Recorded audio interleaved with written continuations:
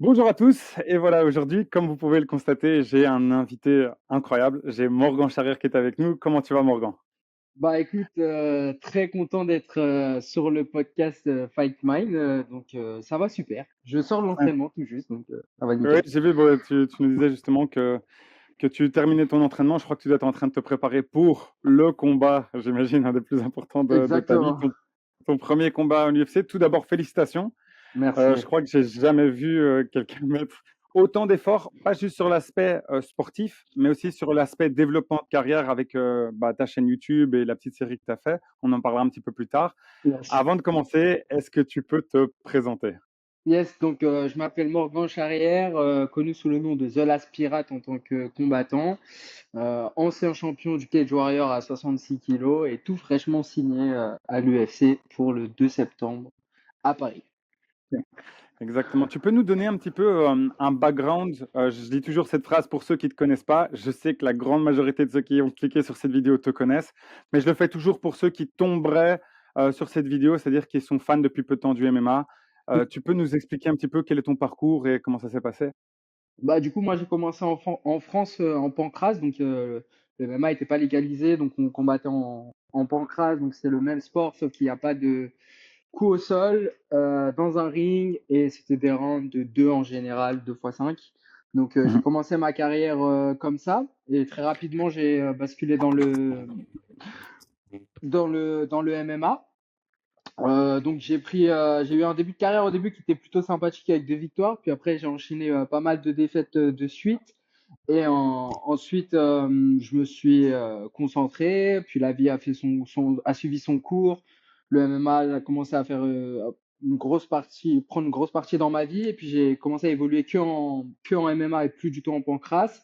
Donc je combattais seulement à l'international, donc j'ai fait pas mal de combats pendant un petit moment à l'Est, donc en Ukraine, ouais, surtout en Ukraine. J'avais cherché d'autres pays, mais c'était plus en Ukraine. Et Mhm. ensuite, j'ai eu ma chance au Cage Warrior. Donc, je suis entré direct par la grande porte pour la ceinture intérim face à un adversaire très, très dur. J'ai surpris tout le monde et j'ai été signé du coup au Cage Warrior en contrat multi-fight. Et puis, on va dire que ma carrière s'est vraiment lancée là-bas. Quand j'ai enfin eu la chance d'avoir une maison, on va dire, où je pouvais combattre régulièrement avec une bonne exposition et des bons adversaires. Puis j'ai fait mon chemin jusqu'à la ceinture assez rapidement, assez jeune aussi.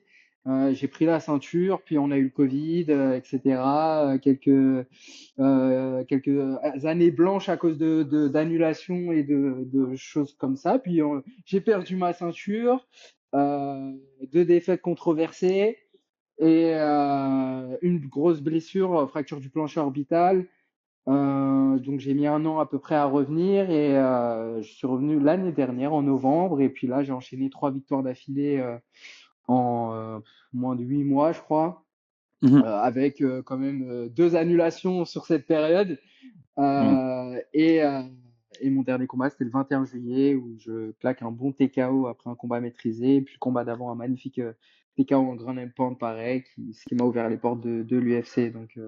Beau, Voilà beau, grand and pound d'ailleurs. le brief rapide de ma carrière. Exactement. Il y a des éléments que je voulais rajouter. Tu as été champion de pancrace, si j'ai bien compris, en France. Donc, si Alors je. oui, ouais, en France, j'ai été champion du Contenders. Donc c'était Mhm. un gros tournoi à l'époque où tu faisais 2 combats dans la soirée, voire 3 même, et tu remportais une ceinture qui t'ouvrait les portes du 100% Fight, qui était l'organisation au-dessus du Contenders. Donc j'ai gagné le Contenders. La plupart Mhm. des meilleurs athlètes français actuellement qui performent, on a tous gagné le Contenders. Donc c'est un peu un truc, quand tu gagnes en général, ça atteste un peu de ton niveau. Ouais. Et ensuite, j'ai fait la ceinture du 100% fight contre Salah et c'est Salah qui gagne. Pareil dans un tournoi. Et puis après, je suis parti à l'étranger. J'ai gagné une ceinture en MMA à l'OFC en Belgique. J'ai gagné la ceinture en 66. Après, j'ai gagné une autre ceinture, mais elle vaut pas grand-chose. Mais bon, c'est toujours une ceinture. Mhm. Et puis ensuite, la ceinture du Cage Warrior. Ouais. Justement, je voulais dire, tu as commencé ta carrière très tôt. Si je me trompe pas, je crois que tu commences, donc tu étais champion à 17 ans et tu fais tes débuts en MMA, je l'avais noté, c'était en 2017, c'est possible? Non, non, Ouais, 2014, pardon. 2014, tes débuts pro. Ouais. je crois que si je me trompe pas. Et Ouais. donc du coup, tu étais assez jeune et tu l'as dit, c'était assez en dents de scie en fait ton parcours. Et Ouais. c'était une des premières questions que je voulais te demander, c'est comment est-ce que tu as trouvé cette force mentale? Parce qu'au final, c'est pas évident de commencer par des victoires, avoir des ceintures ou des titres, puis avoir une série, comme tu l'as dit, de défaites, et puis repartir. Enfin, c'était un petit peu, c'était pas constant. Comment est-ce que tu as eu, t'es resté concentré et motivé à ce moment-là? Euh, Bah en fait, déjà, en général, quand je commence quelque chose, moi, j'aime bien aller au bout des choses. Puis il y a eu aussi une grosse période où je pratiquais le sport parce que j'aimais le sport, sans Mhm. forcément d'objectif derrière professionnel ou de projection avec des ambitions de je vais aller à tel endroit faire telle chose parce qu'à cette époque-là, de se projeter, c'était presque impossible en tant que Français. Et mon entourage, en tout cas, le faisait pas pour moi. Donc peut-être que si j'avais un entourage à ce moment-là qui se projetait déjà de tu peux faire ça dans le MMA, tu peux aller là, etc. Peut-être que le truc aurait été pris beaucoup plus au sérieux. Mais du coup, vu qu'on était quand même dans un milieu, même si j'étais pro, c'était quand même très amateur, mes entraînements, les game plans aussi, il y avait un game plan, tu vois, et pas forcément de game plan. Euh, donc c'est compliqué de performer, c'est compliqué de performer. On va dire que moi je le prenais plus comme un sport que j'adorais faire et j'aime combattre. Je vais dire j'aimais, mais non, Mhm. j'aime combattre. Et donc quand on me proposait un combat, pour moi j'étais très content, hein. Ah super, je peux combattre. Tac, j'y allais. Des fois je pouvais enchaîner. J'ai déjà combattu à 2 semaines d'intervalle dans deux organes différentes quand j'avais ouais 18, 19 ans. Bah, je crois que les Mhm. 2 premières ceintures que je prends, je les prends à 2 semaines d'affilée. Tu vois, je fais Contenders Ouais. et après je fais l'OFC en Belgique 2 semaines après. Donc ouais, c'était pas forcément, il n'y avait pas de vraie construction de carrière. J'avais pas de manager aussi, donc bah t'attends un peu qu'on t'offre des trucs ou à l'époque c'était sur Facebook, tu voyais des posts de gens qui cherchaient des combattants. J'envoyais un message et j'y allais. Donc forcément, tu te retrouves contre des mecs. Soit ils sont prêts, sont un peu le favori de l'endroit, il est super bien entraîné, bien entouré, puis toi, tu arrives un peu à en faire valoir. Donc, Mhm. bah, mon début de carrière, ça a été beaucoup ça, et ça a été beaucoup ça pour beaucoup de Français de ma génération. Moi, je suis dans vraiment la passerelle entre l'ancienne génération et la nouvelle, où Ouais. tu as beaucoup de gens qui ont commencé en même temps que moi, ou qui étaient en pro en même temps que moi, mais qui sont plus vieux que moi, parce que moi, j'étais très jeune quand j'étais en pro à ce moment-là qui ont subi la même chose, mais qui n'ont pas eu la même chance que moi de pouvoir se ressaisir après et faire évoluer leur niveau, aller dans une bonne orga, etc. Et du coup, ils ont des palmarès qui reflètent même pas leur niveau. Tu as des super combattants français, malheureusement, qui ont essuyé des plâtres et tout en début de carrière, parce que c'était un peu n'importe quoi. Ouais. Donc, bah, vis-à-vis de ma force, la force qui m'a fait tenir, c'est juste que je suis très têtu déjà. Je suis très très têtu. Et le fait qu'au début, en fait, du coup, j'ai pas spécialement d'objectif, en fait, que je gagne ou que je perde, c'était pas trop grave, hein. Je continuais. Bon, bien sûr, c'est chiant de perdre, hein. Je dis pas que Oui, j'aimais bien ça, sûr. mais mais du coup, bah, je me concentrais juste sur bah, c'est quand le prochain combat, c'est quand le prochain truc. Et puis je continuais à aller à l'entraînement, je continuais. C'était juste la constance, voilà. Il y avait une échéance, j'y allais, constance, échéance, j'y allais. Et, au début, il y avait pas de, vu que je pense que je mettais pas d'ambition ou d'objectif hyper élevé, j'avais pas le contre-coup de je vais jamais y arriver. Donc je Mhm. pense qu'au début, c'est ce qui m'a permis de tenir, où l'objectif, après un moment, c'était juste de reprendre des victoires et petit à petit de faire chaque chose en son temps. Je sais que tu prends donc quand tu arrives au Cage Warrior, c'est directement, bah, par la grande porte pour un combat pour le titre. Ouais. C'était un short notice. C'est à partir de ce moment-là que tu as pris les choses au sérieux ou c'est à partir de quel moment? Je dirais que avant ce combat, je commençais déjà à prendre les choses au sérieux. Mhm. Euh, mais quand ce combat il arrive, on va dire que c'est presque un point nommé dans ma carrière. Bon, ça aurait été mieux qu'à ce moment-là, je sois vraiment en shape et tout, parce que pour la première fois de ma vie, j'étais pas en shape alors que je suis en shape toute l'année. Et là, c'était la première fois où je m'accordais quelques semaines de repos. Et comme par hasard, tu vois, tu as le shot pour la ceinture du cage qui arrive. Donc c'était un peu Ouais. relou parce que moi je savais que avec mon record à ce moment-là, comment le MMA c'était toujours pas légal en France, qu'il fallait que je sois toujours prêt parce qu'on nous prévenait qu'en short notice pour ce genre d'opportunité. On n'était jamais le premier choix avec la possibilité de se préparer, etc. Donc j'avais accepté ce que j'étais à ce moment-là et donc de toujours être prêt pour au moment où on m'appelle pour être un faire-valoir qu'il se soit trompé en fait et que je sois un peu le cheveu sur la soupe ou le truc qu'on n'avait pas prévu qui est beaucoup Ouais. plus fort que sur le papier. Donc c'était vraiment ça l'objectif, c'était de vraiment monter mon niveau. Je m'entraînais comme un fou depuis que j'ai 16-17 ans quand même. Le problème, c'était plus la façon dont on abordait les combats, mais j'avais déjà un très bon niveau, c'est juste que je n'étais pas préparé. Mais ouais, avec ce qu'on faisait à la salle, ce que je faisais à la salle, les sparring que j'avais fait à la salle, etc., on savait mon niveau. Donc quand on nous proposait des offres comme ça, où sur le papier, je pouvais être pour les bookmakers à une cote à, tu vois, à 6, quelque chose comme Mhm. ça. Pour nous, c'était pas ça, c'était peut-être du 2 ou quelque chose comme ça. Donc, on se disait, Ouais. non, non, il y a moyen, ça va être dur, bien sûr, mais c'est notre ticket, c'est notre porte d'entrée.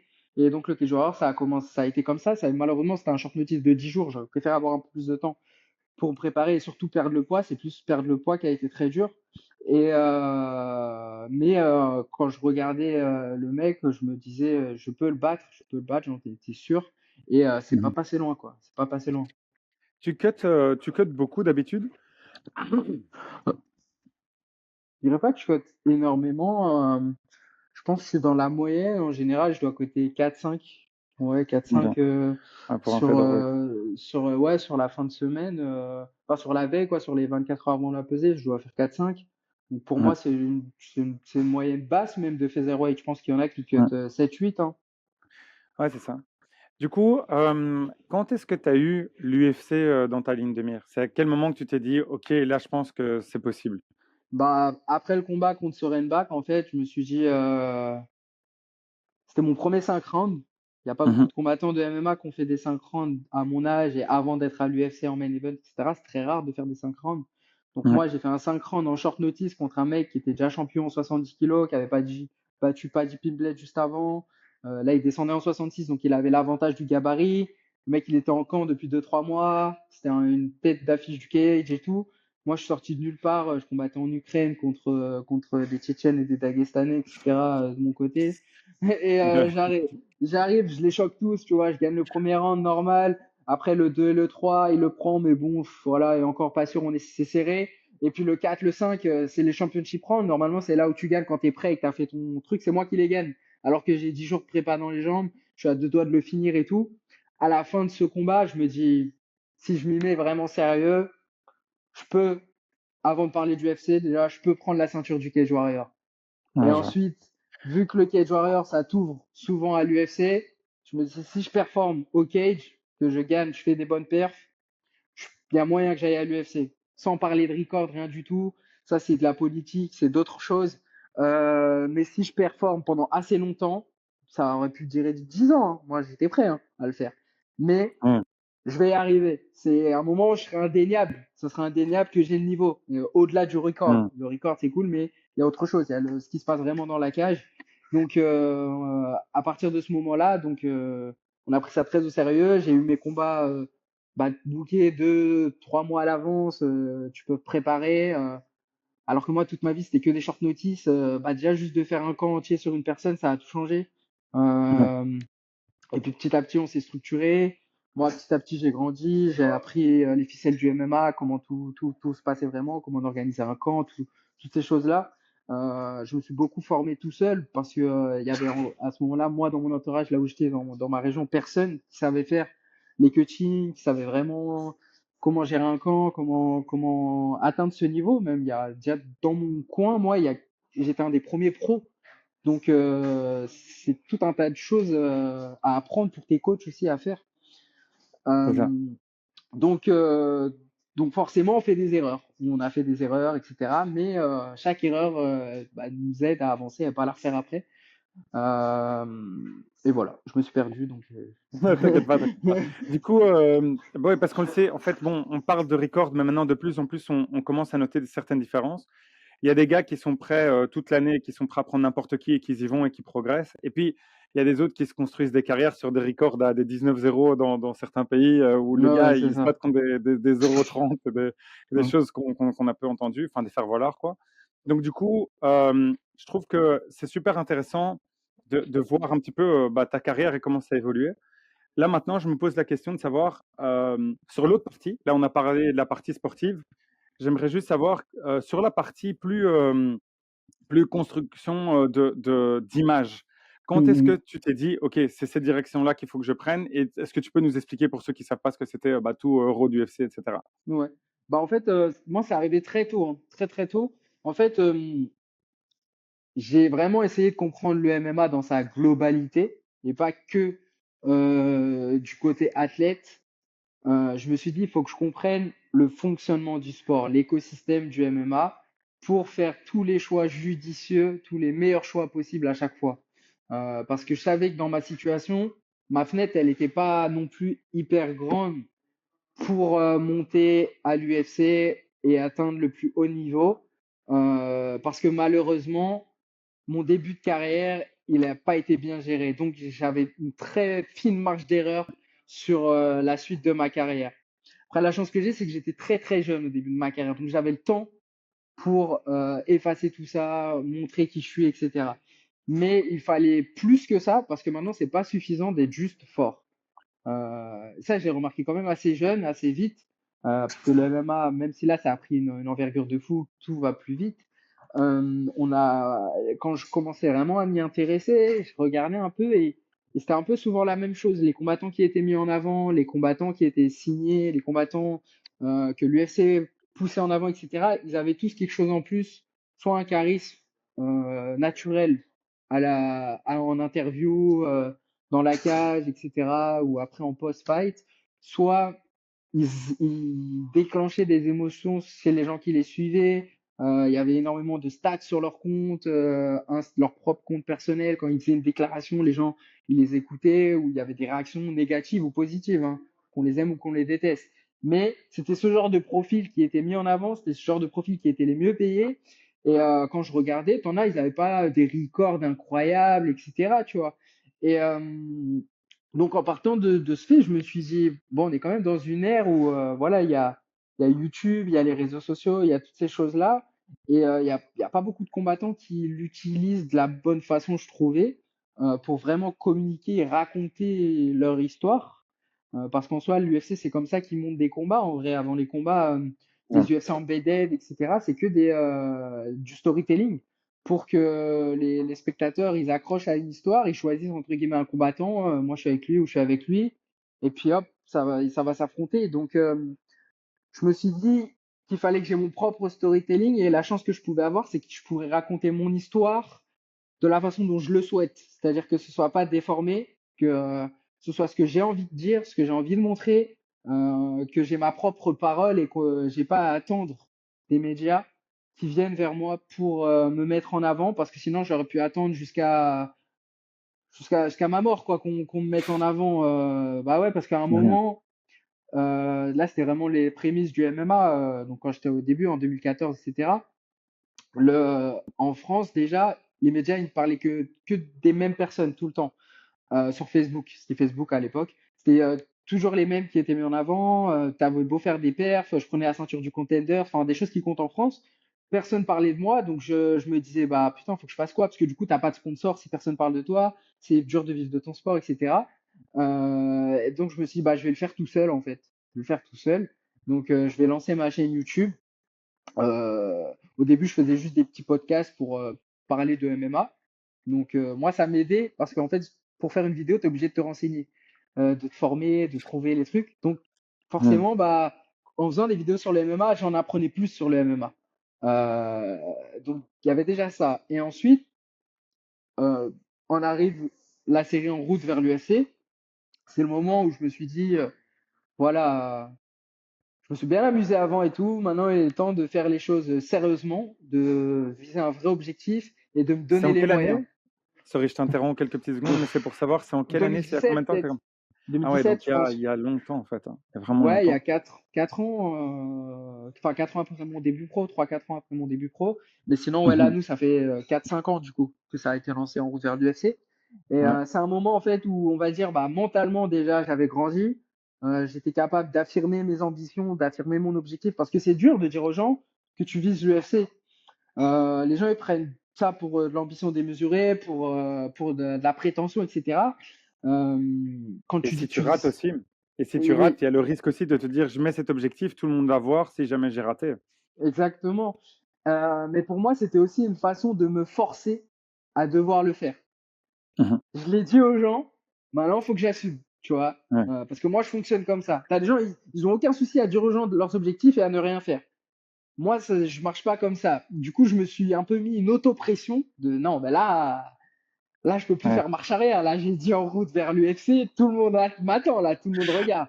Donc, moi, ça me ouais, mettait une auto-pression de couche-toi tôt, discipline, fais tous tes entraînements tous les jours. En plus, c'était un peu, parce que la série, je l'ai fait pour les gens, mais je l'ai aussi fait pour moi. Parce que du coup, vu que je montrais mes entraînements, etc., si j'allais pas à l'entraînement, bon, c'est très rare que j'allais pas à l'entraînement. Et si j'allais pas à l'entraînement, j'avais pas de rush. Donc si j'avais pas de rush, il n'y avait pas de vidéo qui sortait le vendredi.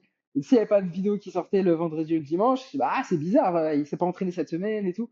Donc ça m'obligeait aussi, moi, à m'entraîner et à faire tout ce qu'il faut pour aller vers l'UFC, à faire les bons choix. Parce que j'ai annoncé mon objectif publiquement à tout le monde. Et puis ensuite, deuxièmement, bah, cette série, pour moi, c'était vraiment aussi quelque chose pour montrer aux gens que peu importe ton objectif dans la vie, j'aurais pu faire une série sur autre chose, hein, en route pour le million, en route pour, enfin, j'en sais rien, mais que tu peux avoir un objectif et il peut être même démesuré.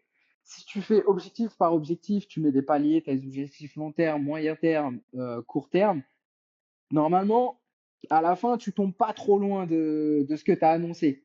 Donc, moi, je partais du principe que c'est qu'une question de temps. Tant que tu travailles et que c'est constant et que tu fais les trucs dans le bon sens, on est tous des êtres humains. Je vois pas pourquoi un tel il peut et pas moi.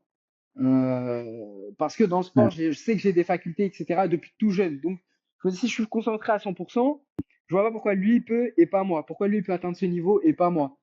Mais Mhm. peut-être que moi, ça va mettre plus de temps. Le temps que dans ma tête, ça clique. Voilà, on est tous différents. Donc, c'était vraiment pour ça la série. C'était pour montrer que c'est pas tout beau, tout rose. Il y aura forcément des désillusions, des moments où ça va pas marcher, etc. Mais que si tu lâches pas, que tu es constant, que tu restes focus sur ton objectif, tu vas tomber pas loin ou tu vas y arriver. Et Ouais, je vois. après, tout le monde va dire que c'était de la chance, mais c'est pas de la chance. Mais ce que je trouve qui est vraiment incroyable dans cette approche, il y a tellement d'éléments. Le premier, c'est ultra tôt, en fait. Parce que 2017, bon, là, maintenant, les réseaux sociaux, enfin, même si c'est 2018, parce que mon 4-5 ans, mais disons que ce soit à ces années-là, maintenant, les réseaux sociaux, c'est quasi normal. On voit comme certains essayent de vraiment se construire quelque chose, bah, surtout récemment. Mais à cette époque, je trouve ça assez cool de se dire, bon, ben, un, il va y avoir ça. Deux, la construction d'un personnage. C'est-à-dire que, tu l'as dit, avoir un storytelling qui permet un, suivre une personne, t'attacher, avoir de l'empathie, voir les difficultés, voir par tout ce qui passe.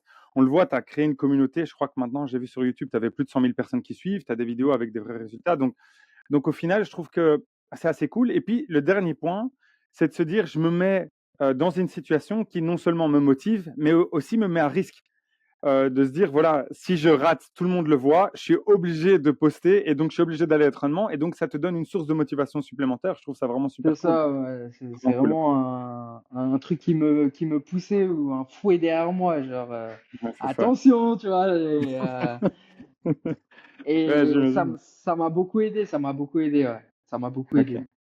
Et donc là maintenant, bon, la question logique que je crois que tout le monde se pose un peu, c'est de se dire, tu as réussi cet objectif.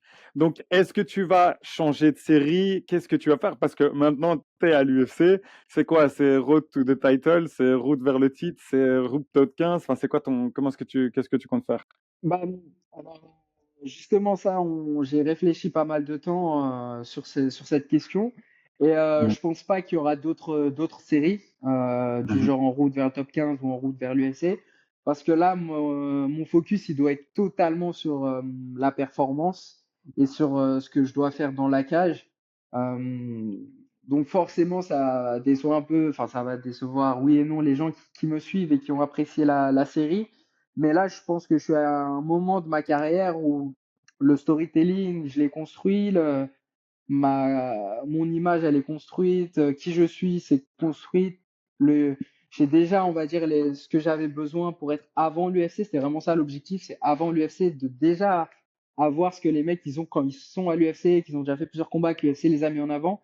Moi, j'arrive déjà avec ça. Donc, je vois pas l'intérêt me rajouter cette pression-là supplémentaire que j'ai fait avant en disant oui, en route vers l'UFC, etc.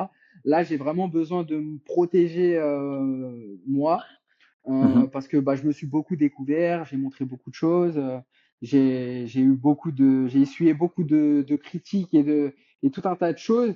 Et aussi fort que je peux être mentalement, il suffit qu'un jour ça coince et je peux faire une contre-performance à cause de ça.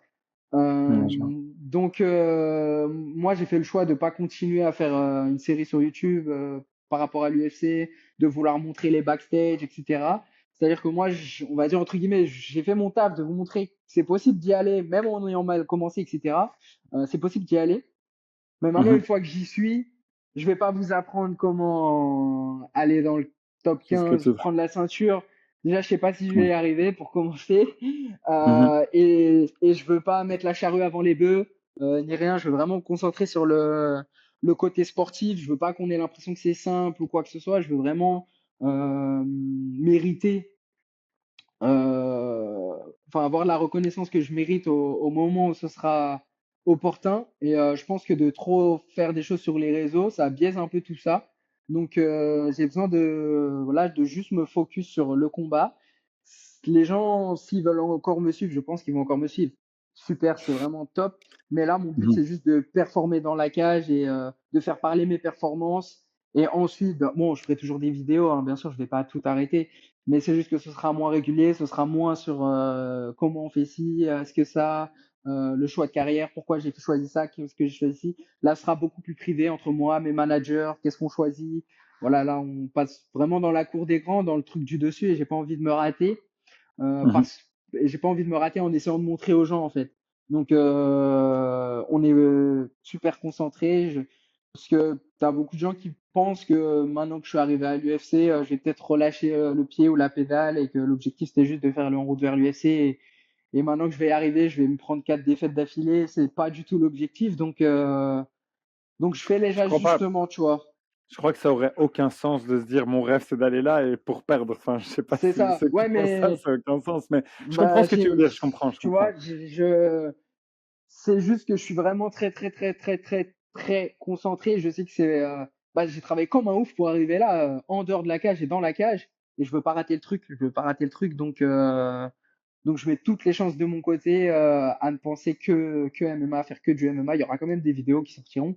Mais, ma priorité, c'est mes combats, faire chaque combat, faire des perfs à chaque combat, et puis faire parler les points dans la cage j'ai pas besoin d'en faire plus sur les réseaux. Je voudrais pas brûler les étapes non plus aussi dans ma carrière à l'UFC. C'est-à-dire que si Mm. j'y vais trop fort sur les réseaux, je vais aller trop vite à l'UFC à cause de ça. Et les match-ups que je vais prendre, ils vont passer du tout au tout, tu vois. Et ma construction de carrière, elle va être difficile à l'UFC. J'ai déjà eu une construction de carrière difficile en début pro. Je veux pas refaire la même erreur en début UFC. J'ai que 27 ans. Quand tu arrives au titre, tu as 33 ans, 32 ans. Donc j'ai encore 4-5 ans devant moi. L'objectif, c'est pas de brûler les étapes et de me brûler les ailes en voulant faire kiffer les supporters ou des gens que si je perds, ils en ont rien à faire. Si je gagne, ils sont contents, mais ça change rien à leur vie. Donc voilà, moi, c'est vraiment ma vie et c'est pour ça que j'ai travaillé. Donc là, je suis très sérieux. C'est super intéressant. Je trouve que il y a une différence entre, enfin, d'approche à chaque fois, à chaque étape de ta carrière. C'est super intéressant tout ce que j'apprends parce que par exemple, là, tu vois, je me disais, c'est possible qu'il va arrêter de poster de cette manière régulière parce que peut-être que ses adversaires maintenant vont avoir les possibilités d'analyser tous ces entraînements, vont voir peut-être certaines failles ou des choses ou des stratégies qui peuvent s'appliquer parce qu'on a vu comme tu t'entraînais. Mais je n'avais pas pensé que tu allais faire ce choix parce que je me suis dit, tiens, si jamais tu arrives à l'UFC, c'est encore une plateforme, une nouvelle plateforme avec, enfin, c'est pas une nouvelle, c'est la nouvelle plateforme. Et donc, je me suis dit que tu allais peut-être capitaliser là-dessus. Mais je trouve ça vraiment bien de se dire, non, j'ai envie de prendre mon temps, je suis jeune, que tu as encore le temps de le faire et que tu ne fermes pas la possibilité de le faire plus tard. C'est Tu crois que ça. c'est possible de peut-être de te focaliser là-dessus, une fois que tu te sens à l'aise, de peut-être déléguer ça à quelqu'un d'autre, de te sourcer, de voir dire, OK, vous occupez de ça, maintenant que, parce qu'on le sait, il y a les avantages de tout ça, c'est de pouvoir avoir plus de sponsors. On le sait, au départ de la carrière, financièrement, c'est pas quand on est dans le top 5 et qu'on fait des combats. C'est aussi d'avoir d'autres rentrées de revenus, par exemple les AdSense et tout ce que tu veux sur YouTube. Donc je me dis, est-ce que c'est quelque chose qui va avoir, dont tu n'as pas peur de perdre cette possibilité-là et aussi peut-être de devenir une personnalité et peut-être de faire, j'en sais rien, de travailler dans le domaine du sport plus tard une fois que tu as fini. Tu vois, il y a quand même pas mal de choses qui peuvent être intéressantes. Ouais, bah, je pense que après moi je suis pas tout seul Mhm, sur ma chaîne YouTube, etc. On est deux, même trois, on est trois en tout. mhm, Euh, mais au niveau de déléguer ça, moi je suis pas trop pour parce que en général, quand tu délègues, c'est très compliqué de trouver les bonnes personnes qui pensent comme toi et qui vont publier des trucs qui sont en accord avec mes principes, etc. Je suis très chiant mhm, sur beaucoup de choses et si ça me plaît pas, ça va très vite pas marcher. Donc à ce ouais, niveau-là, je préfère qu'on gère nous en interne plutôt que de déléguer. Puis c'est plus vrai, c'est plus, ça se ressent aussi dans le contenu, dans ce qu'on produit. Pour le public, les gens qui regardent, je préfère le faire. Et d'un point de vue sponsor, visibilité, etc., je pense que par contre, à ce niveau-là, moi, ça changera pas grand-chose. Je pense que quand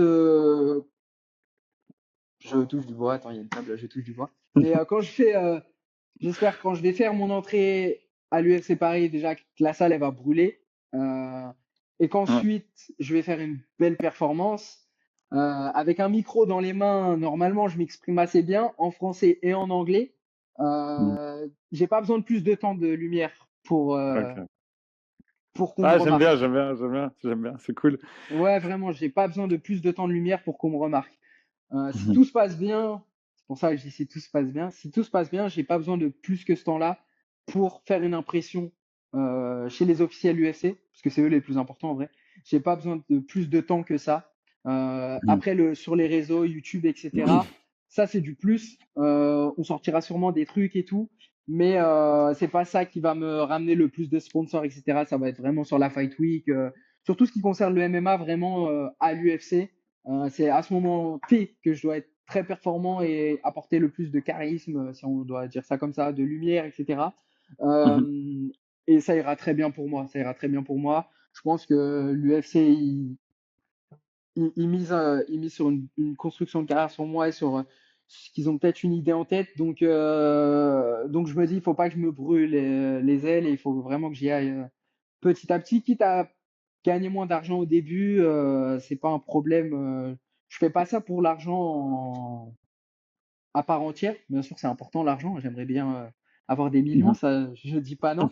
Mais mais j'ai tellement galéré que juste de vivre de mon sport, moi, je suis déjà content. Donc c'est clair que plus d'argent, ce serait sympa, mais je vois plus sur le long terme et je me dis que gagner moins là pour gagner plus tard, ça me va aussi.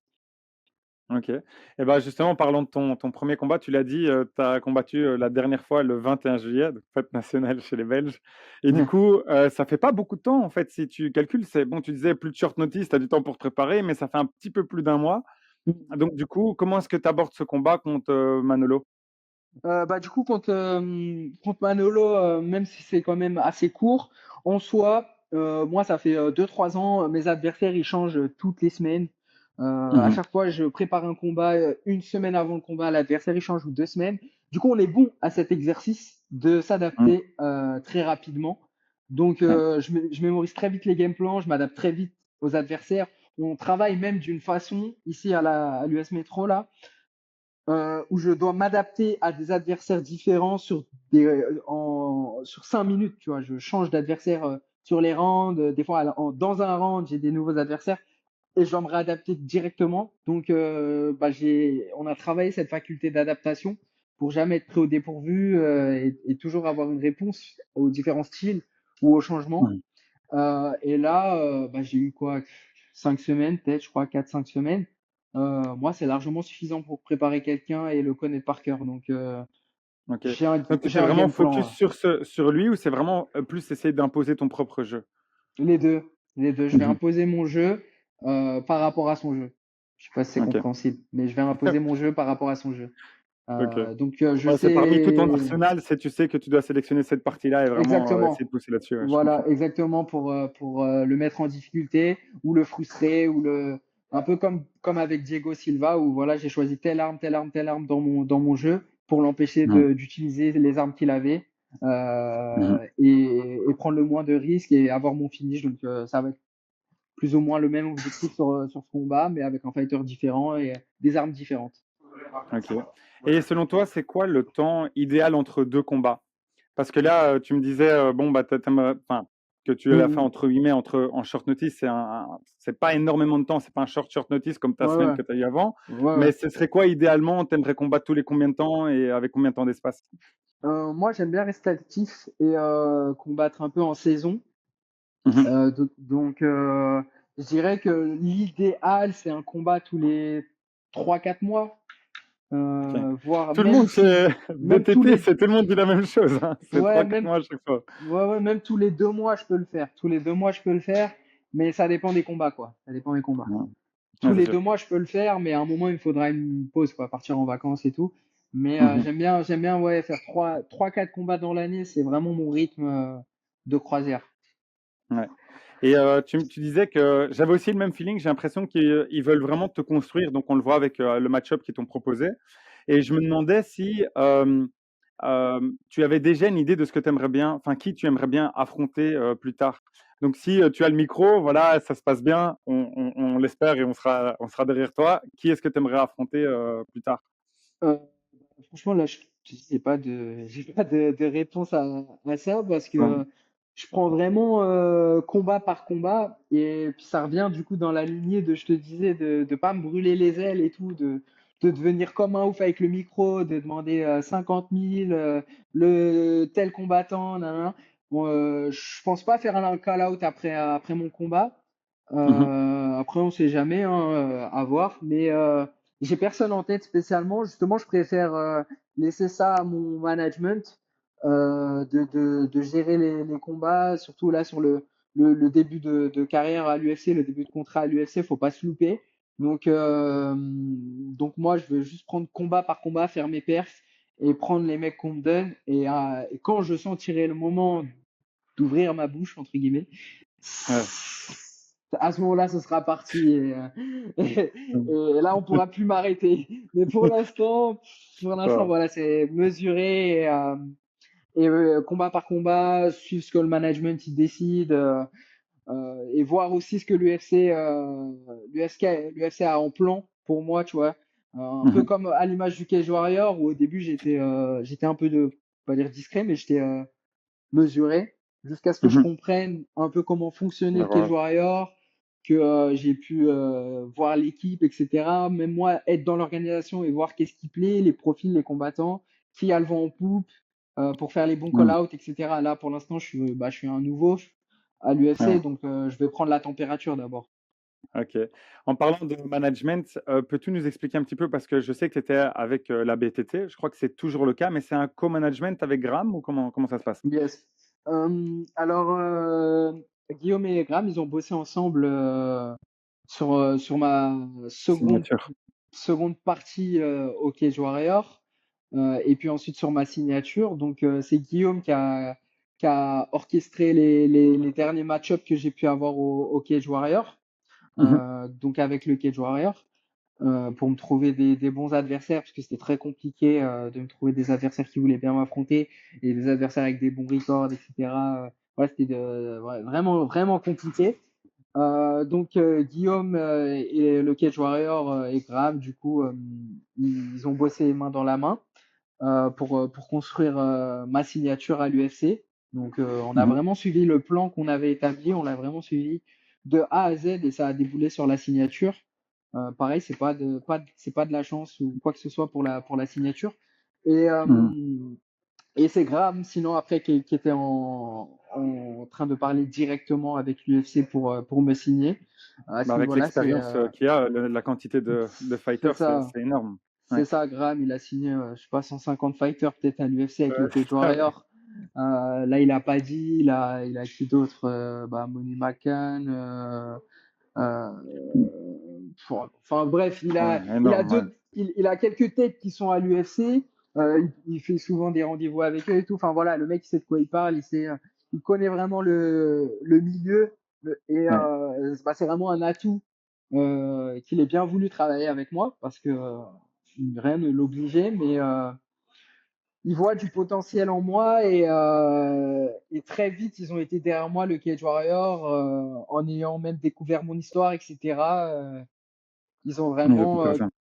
tout fait pour m'aider à atteindre mes rêves, mais ils m'ont pas facilité la tâche. Par contre, j'ai eu des vrais match-ups, des vrais trucs et tout. Mhm. Mais Graham, il était vraiment à fond, fond, fond derrière moi. Et puis là, maintenant qu'on est à l'UFC, il est encore plus à fond. Et c'est lui qui est en direct avec l'UFC pour mon cas, Mhm. parce que mon cas était quand même très tricky, si on peut dire.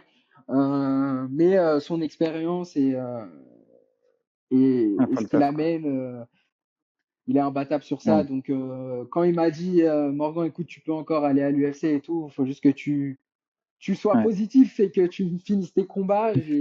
Quand un mec comme Graham, il dit un truc comme ça, tu vois, Ça change tout, hein. ça change tout exactement, ouais. Ouais, j'avais vu ta vidéo d'ailleurs que tu avais postée, donc où tu expliquais un petit peu tout. Et je trouvais ça tellement intelligent de se dire, bon, bah, plutôt que d'écouter un peu tous les haters et les gens qui s'y connaissent pas trop, enfin, avec tout le respect, même moi, j'aurais pas pu te Ouais, dire ouais. si oui ou non il y avait cette possibilité de faire, d'avoir une signature. Euh, mais d'aller directement chez les personnes qui ont énormément d'expérience et te dire, voilà, écoute, tu connais ma situation mieux que quiconque, est-ce qu'il y a encore une possibilité? J'imagine le moment où tu as dû être tellement content quand il t'a dit oui et ça a dû te motiver de manière Ouais, ouais. exponentielle, quoi. C'est Ouais. ça. Et puis même ça, tu vois, en soi, il me l'avait déjà dit. Après, contre le combat avec Paul Hughes, quand je me fracture le plancher, même avant, quand je me fais voler la ceinture et tout, il me dit, Eh, Mm. t'inquiète pas, tu peux encore y aller et n'écoute pas les gens, ils savent pas ce qu'ils racontent, tu vois, ils savent pas ce qu'ils racontent, c'est pas comme ça que ça Mm. tourne, c'est pas comme ça que ça tourne, Ok. tu peux me faire confiance, enchaîne 3-4 victoires et c'est réglé. Et voilà, quand t'as un mec qui est dans le métier, qui a signé je sais pas combien de fighters, tu peux Il que dit dire ça. oui. Tu peux Ouais, pas c'est dire, ça. tu vois, il me disait, écoute pas les Mm. gens, ils savent pas ce qu'ils racontent, ils ont jamais fait ce sport vraiment et tout. Je dis oui, c'est vrai, il a pas tort, mais bon. Après, quand tu Mhm. regardes, des fois, tu peux te laisser abattre après un moment où, donc ça m'a aidé, ouais, ça m'a aidé. Et oui, comme tu as dit, je préfère demander l'avis aux vrais experts qu'au mec dans son canapé le dimanche qui a regardé 3-4 cartes UFC jusqu'à 6 heures Ouais. du matin. Là, je parle d'un mec qui parle avec les mecs de l'UFC, etc. Enfin, c'est son métier. C'est son Ouais. métier. Ouais, Donc, c'est ça. Et comment tu as réagi au final? Quand, au moment de la signature, je parle pas au moment où il dit que c'est encore possible, c'est vraiment au moment de la signature, tu apprends que tu es à l'UFC, que tout ça, ça a payé. Comment tu réagis? bah, je croyais pas en fait. Moi, je croyais que c'était une blague. Parce Ce que, serait une mauvaise blague, hein. Franchement, ouais, ce il te serait dit une ça. très Ce serait mauvaise une très blague. mauvaise blague. Ça serait une très mauvaise blague. Mais en fait, bah, je réalise pas parce que, en fait, j'ai tellement travaillé et tout que, on va pas dire je me mettais un voile devant les yeux, mais je me disais peut-être ça va jamais arriver ou peut-être ça va arriver quand j'en pourrai plus vraiment, tu vois, dans 5 ans là, ça serait arrivé peut-être ou Ouais, dans 3 ans et j'aurais dû ouais, faire encore 8 combats au Cage Warrior, tu vois, ouais, j'en sais rien. Et moi je voyais plus le truc comme ça où vraiment j'allais devoir cravacher, finir tous les mecs, vraiment montrer que j'avais une classe au-dessus de tout le monde ouais, pour signer et puis bah ça arrivait vraiment soudainement, tu vois. Moi je me gardais en tête quand même, bon UFC Paris, on sait jamais s'il y a une blessure ou quoi, je vais peut-être pouvoir rentrer en short notice. Donc je me tenais prêt psychologiquement à reprendre l'entraînement très rapidement, à me tenir prêt, démarrer un cutting pour s'il m'appelle même 2 jours avant et tout. Mais au final, non, il m'appelle 5-6 semaines avant pour me dire que je suis signé en contrat directement, 4 combats. Ouais, je m'attendais pas à ça. Je me suis dit, waouh, waouh, waouh. Bah, du coup, déjà, de un, Graham, il avait raison. De deux, punaise, le FC, il me signe vraiment pour mes perfs et pour ce que j'ai présenté et tout. Ils ont envie de me signer puisque la carte est déjà complète. Enfin, ouais. complète, presque complète. Les billets sont sold out. Ils me signent pas pour remplir la Pour salle et remplir. tout. Et puis, j'ai un bon match-up. Je me dis, waouh. Putain, qu'est-ce qui se passe? Tu vois, je me dis, qu'est-ce qui se Ouais, passe? Je me dis, ça va à l'encontre de tout ce que je lis sur moi dans les commentaires, dans les vidéos, dans tous les trucs.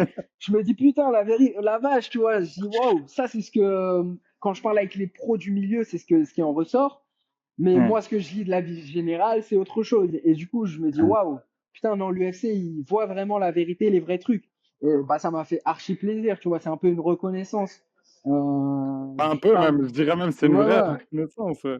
C'est une Ah bah, reconnaissance de tout le travail qu'on a accompli, des galères que j'ai traversées, des gros combats que j'ai pu faire, des perfs que j'ai fait.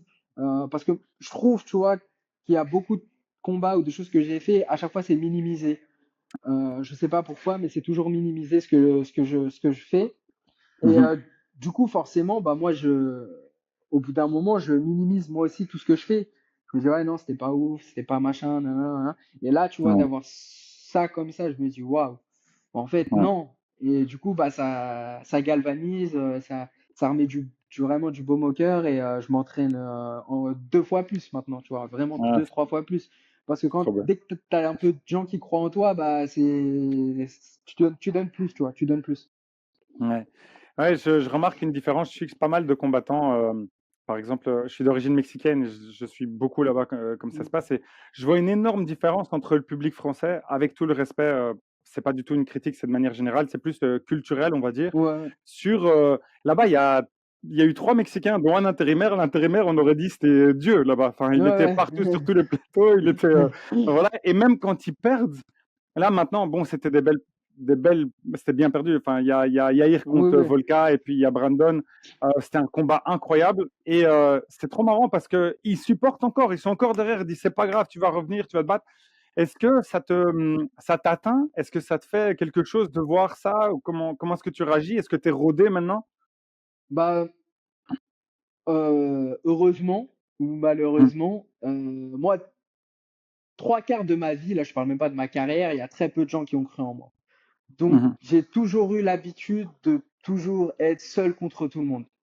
mhm, Donc, j'y prête pas spécialement attention, ou c'est genre habituel en fait pour moi que soit on me rabaisse, soit qu'on me descende, soit qu'on dise que je vais pas gagner, etc., etc. Donc, c'est vraiment, je peux pas dire c'est naturel, mais pour moi, c'est mon quotidien depuis des années et des années et des années avant le MMA, avant plein de choses. Donc, bah, ça m'affecte plus trop. Je me dis juste comme d'habitude. Et c'est dommage, je trouve ça dommage. Donc moi, je m'efforce de pas faire ça envers les autres. Mais mhm. ouais, non, j'ai rien de spécial à dire à ça. Juste que du coup, quand je ressens qu'il y a du soutien envers moi, bah, je suis très content et ça me pousse encore plus, quoi. Ça me pousse encore Mhm. plus quand je reçois du soutien. Mais sinon, ouais, c'est dommage, quoi. Ouais, non, c'est sûr. Enfin, moi, je disais ça parce que enfin, j'étais un peu, je t'avoue, j'étais un peu choqué de voir, par exemple, la manière dont Gann a été traité, etc. Comme, Ouais, enfin, il a perdu, il souffre déjà, il est déjà dégoûté. Pourquoi tout le monde le descend de cette manière? Je suis d'accord, il y a, bon, on sait bah, il y a une... certains soucis, il y a un historique derrière, mais ce que je veux dire par là, c'est la violence avec laquelle Ouais, c'est ça, il a été attaqué. exactement. C'est plus ça, c'est plus, ok que les gens soient déçus, ok qu'ils soient pas bien tout, mais ce que je veux dire par là, c'est la manière dont on l'a attaqué. On dirait on avait fait quelque chose à leur famille, les gens. Enfin, je disais, Ouais, ouais, c'est ça. Ouais. Bah, je pense que le public est très, très exigeant avec leurs combattants français euh, et qui se rendent pas compte de la dureté de ce sport c'est et ça. du niveau auquel on évolue. Et Mhm. que même si dans l'idéal, ce serait de ne faire que gagner, à un moment, tu perds, hein. C'est très rare, les Ouais, carrières à la Khabib ou à John Jones, Mayweather et tout. C'est des ovnis, les mecs. ouais, La plupart des gens, à un moment, tu perds. ouais. T'as mal dormi, je sais pas, enfin, tu vois, euh, C'est la ça. veille, tu t'es embrouillé, il y a un décès dans ta famille, t'as des problèmes d'argent, je sais pas.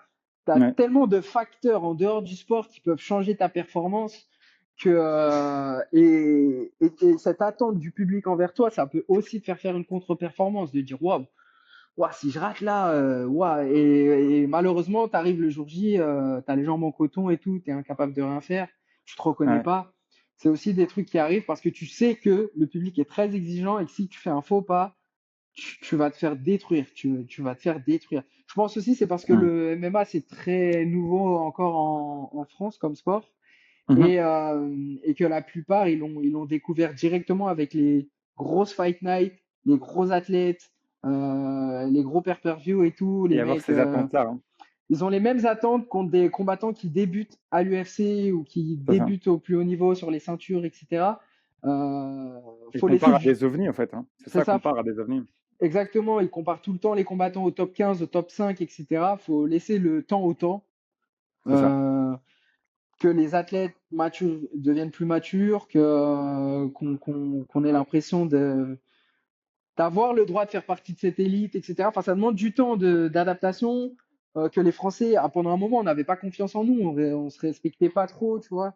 Là, on Ouais. commence à vraiment respecter notre niveau, à faire nos prépas en France et tout, à pas surestimer les étrangers. Mais ça a mis du temps à arriver, ça a mis du temps à arriver et ça va mettre du temps encore un peu à ce que on est vraiment une nation composée que d'élites dans le MMA parce que c'est le temps que les plus jeunes ils se forment, etc. Mais ça va arriver, ça va arriver. Après, est-ce que le public sera toujours aussi exigeant? Ça, il n'y a que le futur qui nous le dira, mais ça ferait pas C'est de mal ça. un peu de soutien. Ouais. En tout cas, moi, je demande juste à notre communauté, la communauté Fight Minds. Là, franchement, on est super content parce qu'elle est bienveillante. Les gens, d'habitude, dans Ouais, les commentaires, ils sont super gentils. Donc, j'espère que ça continuera comme ça et qu'ils donneront pas mal de force. Je voulais juste terminer avec deux, trois petites questions parce que là, je vois que ça fait déjà pas mal de temps, mais c'était vraiment une ouais, interview super intéressante. Donc, j'ai vu que bah, tu t'étais entraîné aux États-Unis. Tu avais fait yes. des camps là-bas. Maintenant, tu avais parlé de Paris, en fait, avec l'US Métro. Est-ce que tu comptes rester là de manière permanente? C'est quoi tes plans? Est-ce que c'était juste parce qu'il y avait l'UFC Paris et déjà être acclimaté ou c'était quoi l'idée? Non, non, moi je m'entraîne ici tout le temps, on va dire. Mes valises sont posées ici avec Johnny, surtout avec mon head coach. Moi je le suis partout. Donc Ouais, il il est était venu à dans ton le. camp d'ailleurs pendant le Yes, dernier combat, enfin dans ton corner, ouais, pardon. yes. Les deux derniers, même les trois derniers, c'est Johnny. Mais donc moi je le suis, donc on a eu l'opportunité de l'US Metro, donc on est venu ici. Et là, toute ma prépa a été faite ici. Et la fois d'avant, j'avais été aux États-Unis puisque c'est Bagram qui m'a fait venir parce qu'il a monté un club aux États-Unis. Bon, je l'ai déjà expliqué dans l'autre podcast, mais il a fait un club aux États-Unis où il ramène que des prospects avec des tryouts et tout. Et les mecs, en gros, ils s'entraînent pendant 2, 3 mois là-bas, nourris, logés, payés, blanchis, tout, la totale. Ils ont juste à s'entraîner Hmm, avec des coachs de fou pour hmm, gagner après un contrat soit au cage, soit pour les Asiatiques à l'UFC Road to UFC en Asie. Donc, bah, sur le tapis, tu avais plein de morts de faim, de petits loups et tout. Donc, c'était vraiment cool. Et, bah, ouais, parce que ça te pousse, hein, ça te pousse là. Et les coachs étaient super. Et ça m'a aussi changé un peu la façon de m'entraîner, tout un tas de choses. mhm, Donc j'ai vraiment adoré, mais non, je m'entraîne vraiment ici à temps complet à l'US Metro avec Johnny qui gère mon développement. mhm. Mais je ferai des camps de temps en temps aux États-Unis. Là, et c'est possible qu'après le combat de Paris, j'aille aux États-Unis m'entraîner à nouveau là-bas. Je ferai un peu des deux, quoi. Un peu des deux. Mais là, par exemple, j'imagine que c'est assez cool parce que bon, tu tournes maintenant avec Taylor Lapillus là-bas. Est-ce que vous vous préparez en même temps? Je crois que ça doit te faire plaisir. C'est quoi les avantages? Ouais, ouais, bah déjà Taylor, par exemple, tu vois, Taylor, je trouve que c'est quelqu'un qui est pas reconnu à sa juste valeur en France. Euh, Ça a été un des rares qui a été signé à l'UFC en contrat avant que le MMA soit légal en étant un jeune prospect. Donc on a eu Mhm. une première période où tu avais les Cyril Diabaté, etc., qui étaient à l'UFC, mais qui arrivaient un peu en mi-carrière ou fin de carrière. C'était déjà un peu vieux, ils avaient fait pas mal de combats, ils avaient un gros background dans d'autres trucs.